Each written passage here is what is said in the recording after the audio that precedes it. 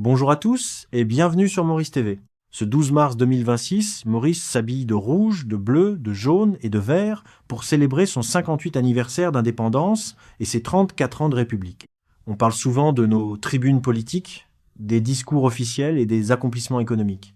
Mais saviez-vous qu'une grande partie de notre liberté s'est jouée loin des foules, entre les murs silencieux de nos tribunaux? Des droits fondamentaux aux scandales électoraux, de la protection de notre lagon à la fin des lois coloniales, c'est le pouvoir judiciaire qui, par ses arrêts historiques, a véritablement dessiné le visage de la nation mauricienne. Aujourd'hui, avec l'éclairage exclusif de Msandjé Bukori, Senior Counsel, nous plongeons dans les coulisses des 6 jugements qui ont fait trembler l'État et protéger le citoyen. Le juge est-il le dernier rempart de notre liberté? Comment la justice a-t-elle devancé les politiciens sur les sujets de société? Restez avec nous, voici les arrêts qui ont façonné Maurice. L'âme de la République, 58 anses de jurisprudence qui ont façonné Maurice.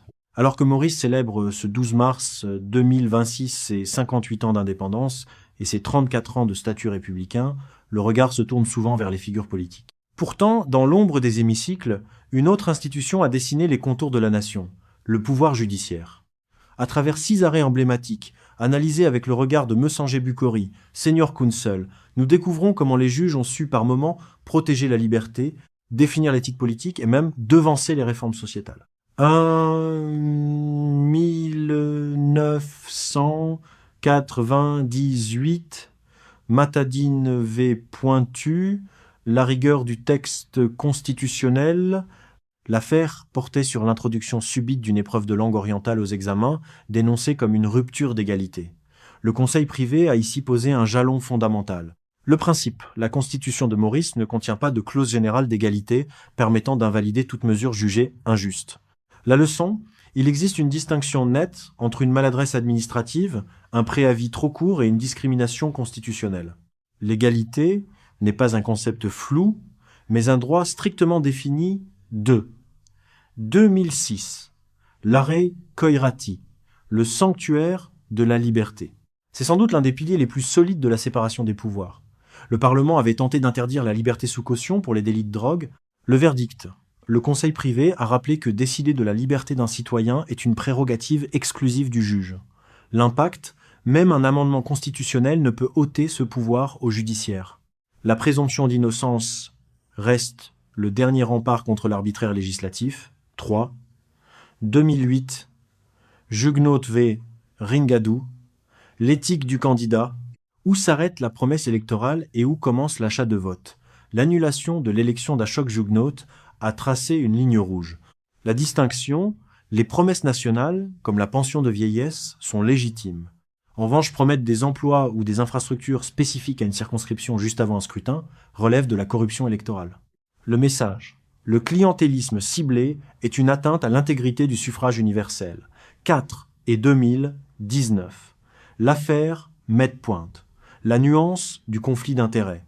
L'acquittement de Pravin Jugnot par le Conseil privé a apporté une clarification doctrinale majeure sur la notion de conflit d'intérêts.